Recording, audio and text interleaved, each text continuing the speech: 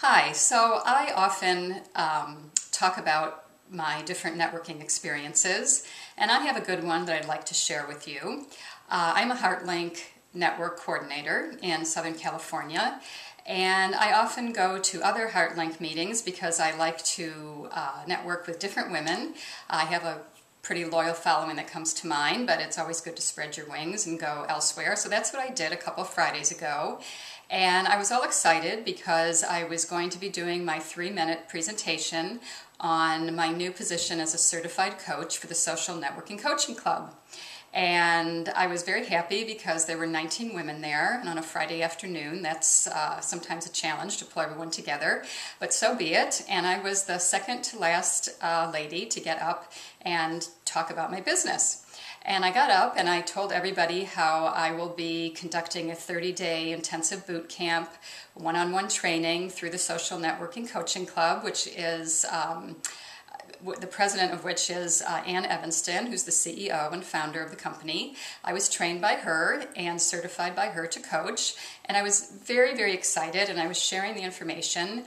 And when I was finished, there was one more woman to give her 3 minutes, and we were interrupted by one of the attendees who raised her hand and said, "You know, I just hired somebody to do my social networking for me. Why spend the money on going through a class when you can hire someone for $100 to do it for you?" Well, I was kind of flabbergasted because if this woman would have been listening, she would have heard me say that social networking is all about you and about your voice and your brand, and how in the world can you hire somebody to say what it is you want to say.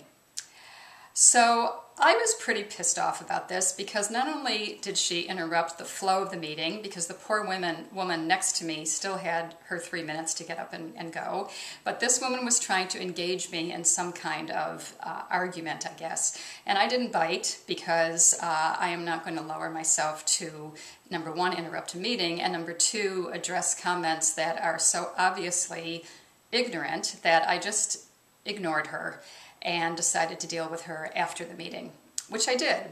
And when the meeting was over, I approached her and I told her there is no way that I can support hiring out a person to speak for me.